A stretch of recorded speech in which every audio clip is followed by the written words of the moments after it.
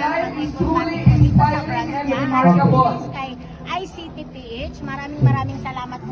At yung lahat ng taga San Fernando po.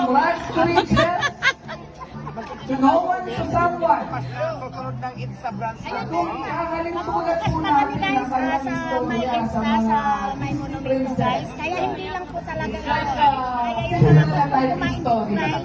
Pang-i-relate po talaga ang istorya ng kanyang buhay. Ano po? San Fernando. San Fernando, Pampanga. Pumunta na kayo dito guys kasi walang katulad na Paris Overload. Ito lang po talaga ang mag-isa. Mura na, masarap pa at binabalik-balikan talaga to sa karamihan ng mga tao. Ito yung service ko to. Tignan niya ang servisyong totoo. Walang kinikilingan. Walang pinoprotektahan.